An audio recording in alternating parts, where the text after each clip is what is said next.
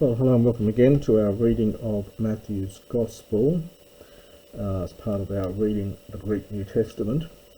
And we're in Matthew chapter 5 and we're up to verse 33. This is part of the famous Sermon on the Mount.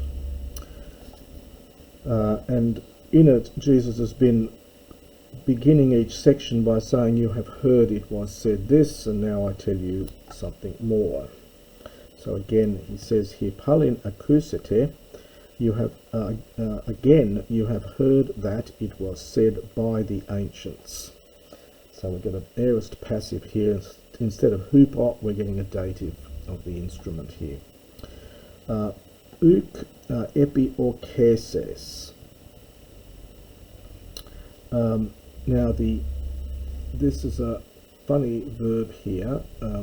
It has the sense of epiorkio is to swear falsely, and so this is saying you've heard it said, do not swear falsely. Apodoses decurio tus orcusu.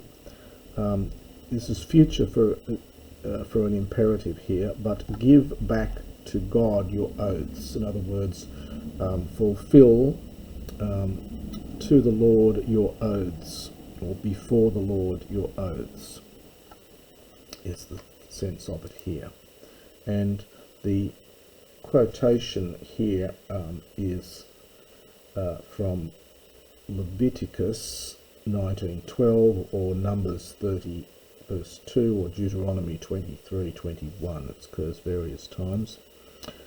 But I say to you, do not swear hollows at all. Not now we get this use of en meaning by, which is fairly common in biblical Greek. So do not swear by heaven, because it is the throne of God. Meti entege, nor by the earth. Hoti hyperpodion estinton podonautu, because it is the footstool of his feet. The hyperpodion is the thing you place under your foot, and hence a footstool. Nor, now we go from en to ace here, which is again interesting. En and ace were becoming interchangeable in later Greek. Ace, in fact, was an original ence. It was etymologically connected with en anyway, and in Attic you have es, just es, original ence. Here they're just being used interchangeably. So do not swear, perhaps with regard to, if you want to try and make a distinction, to Jerusalem, because it is the city of the great king, nor swear by your head, your kephale, hoti urdunasai, mian toika lukain poiesai e melainan. For you are not able to make one hair, this is the accusative trika from thrix. It's the theta deaspirates when the chi appears in the root. So you get trika, and then in the dative plural goes back to thrixi again. So you are not able to make one hair white or black. In other words, you've got no control over the colour of your hair.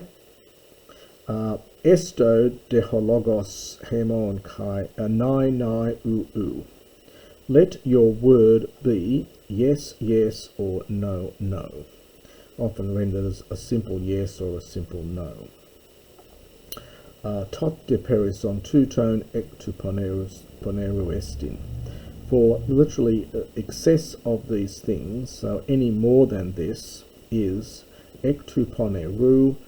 Well, possibly from the evil one. Poneros simply means bad or wicked. It's an adjective, and here it's being used perhaps as a noun. It could be from evil, or arises from evil, or it could be from the evil one. Acousite hoti eretha, here's this expression again. You heard that it was said, an eye for an eye and a tooth for a tooth. Odonta anti odontos. Ego de lego hemin me antistenai to ponero. But I say to you, do not resist. This is from anti plus histemi, to stand up against. Do not resist. Now, here, again, it's not quite clear. Is this the evil one, or is it just evil, wickedness? But, so I'll leave the commentators to deal with that. But hostis, so whoever rapisde strikes you on the right cheek, on your right cheek, the third declension noun from siagon, siagonos is the genitive, strepson from strepho, this is the aorist imperative, turn to him also the other, kai toi, and to the one wishing,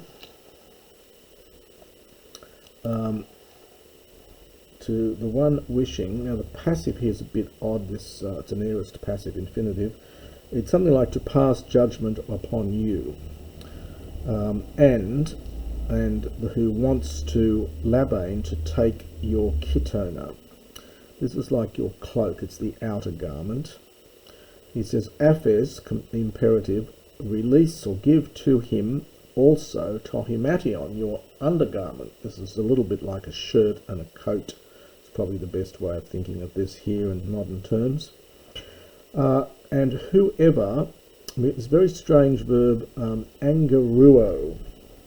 The angeruo has been taken over from a Persian word, and it goes right back to earlier Greek. It's in Xenophon, in the Anabasis, and it's also in Herodotus.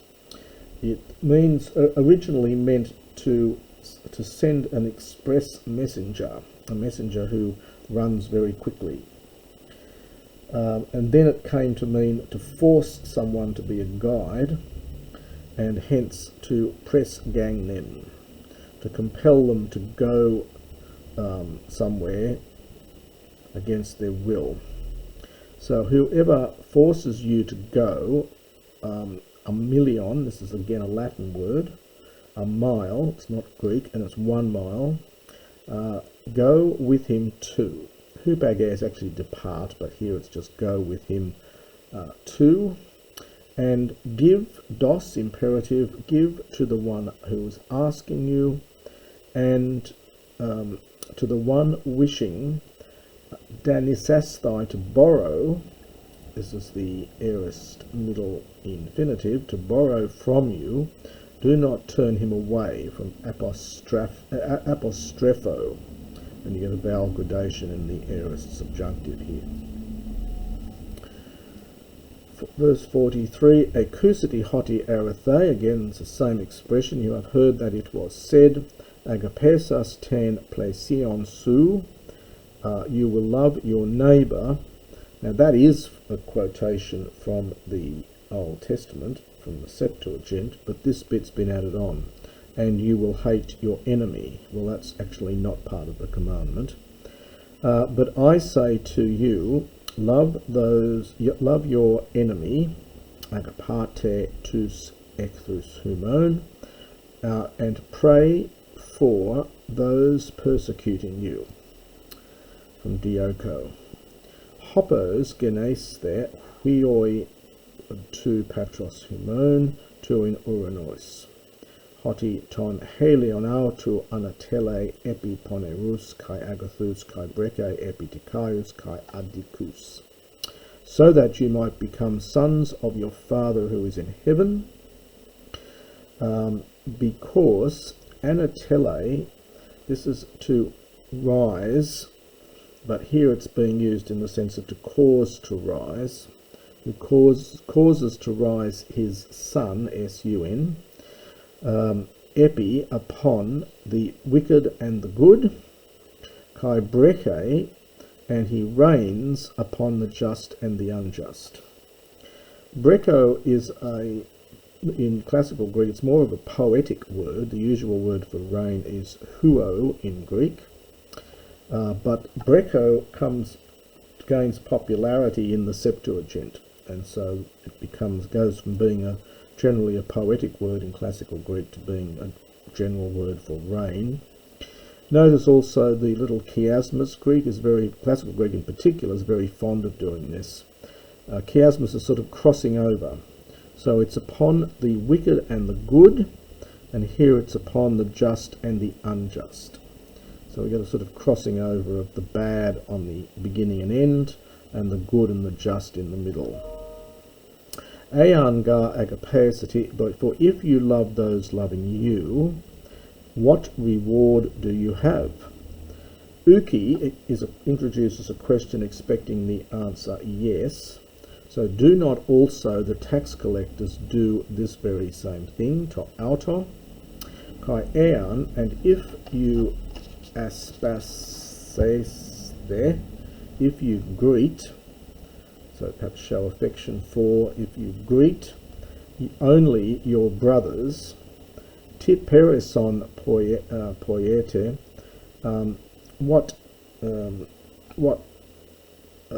what more are you doing? What excess are you doing? So what more are you doing? Again, Uki expecting the answer yes.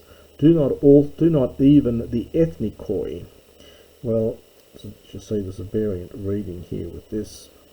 Others read telonai, tax collectors, or hoi hamatoloi, the sinners. The ethnikoi are the non-Jewish races, so do not, perhaps the Gentiles, do this very thing. SS there, now this is a future from Amy, but it's probably being used here, so you will be, probably being used as an imperative, as a sort of command. So therefore, you be telaioi, perfect, hos hopatehemon, as your heavenly Father. Notice the leota here, uranios, so it's heavenly, it's an adjective. Your heavenly Father, estin telaios, is perfect. And that's the end of chapter 5.